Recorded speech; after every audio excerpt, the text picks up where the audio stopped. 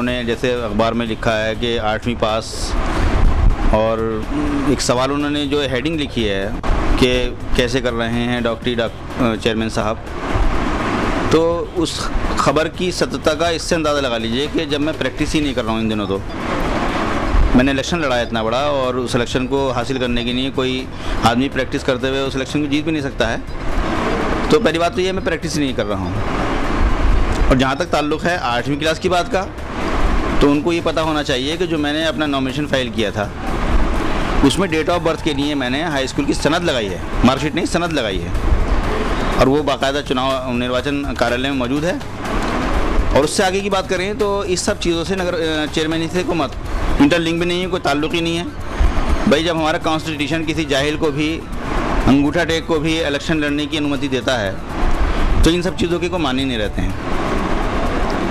जहाँ तक ताल्लुक़ है प्रैक्टिस का, तो मैंने जैसा कहा कि इन दिनों जब मैं 5 साल से कंटिन्यू, वैसे भी इलेक्शन में आपका पहले भी इलेक्शन लड़ा हूँ, 5 साल पहले भी मैं मुकाबले में रहा था, और उसके बाद से लगातार तैयारी में हूँ। मेरा अपना एक मेडिकल स्टोर भी है। तो कोर्ट की तरफ से भी आप जानते हैं कि पाबंदियाँ हैं, एलोपैथिक की बात चल रही है लगातार। मैं अगर प्रैक्टिस कर रहा था तो उसकी भी एक वजह थी कि मेरे पास उसका सर्टिफिकेट है। मैंने आयुर्वेद शास्त्री किया था, आयुर्वेद रत्न किया था, आयुर्वेद शास्त्री किया था, जिसके बिहाफ पर उसमें एक मुकदमेबाजी लगातार वहाँ पर चल रही थी, और जो हमें वहाँ से जो रजिस्ट्रेशन मिला है वो भी माननीय न्यायालय के आदेश पर ही मिला है। उसके बाद मुकदमा चल रही है, पाबंदी है, तो उसमें हम प्रैक्टिस नहीं करते। तो जो अगर हमें रजिस्ट्रेशन दिया था वो भारतीय चिकित्सा परिषद ने दिया था, उसकी सारी चीज़ें हमारे पास मौजूद हैं। तो प्रैक्टिस अगर हमने की है तो उसके बिहाफ पर की है। और आयुर्वेद रत्न जो है वो इक्वल है ग्रेजुएट के, स्नातक के, बीए के, और वो हिंदी साहित्य सम्मेलन इलाहाबाद से होता है, और वो हिंदी साहित्य सम्मेलन को फर्जी संस्था नहीं है, उसका सर्टिफिकेट हमारे पास मौजूद है। तो ये तमाम चीज़ें जो हैं ये मैं समझता हूँ कि एक सोची समझी साजिश है, और एक डिफेम करने की एक कोशिश है।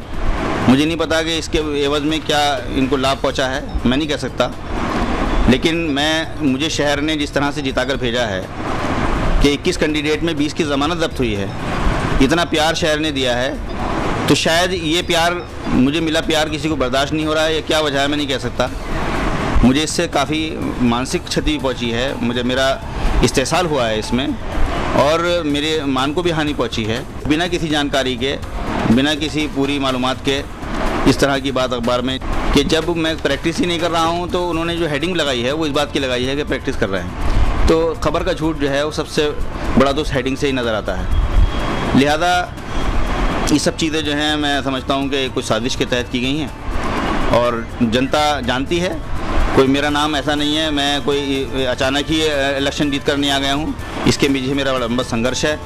मैंने तिल तिल जोड़कर जो है सियासत की है। मैं कोई सियासी कोई मेरी ग्राउंड नहीं है, कोई मेरा आबा अजदाद ने कुछ सियासत नहीं की है, कोई विरासत में भी सियासत नहीं मिली है, बल्कि शहर के अवाम और जनता के सहयोग से, और उनके साथ रहकर, उनके साथ जो मेरे करने भर की हमदर्दियाँ हैं वो उसको मैंने करके मैं यहाँ तक पहुँचा हूँ। उम्मीद करता हूँ कि अखबार और मीडिया की जो भागीदारी आवाम के अंदर शहर एक स्तंभ है मीडिया अपने आप में, इस तरह की खबरें जो हैं वो किसी को बज़ाहिर बेइज्जत करने की साजिश हो सकती हैं, लेकिन इससे कोई अच्छा आउटपुट, कोई अच्छा नतीजा मिलने वाला नहीं है, ऐसा मैं मानता हूँ।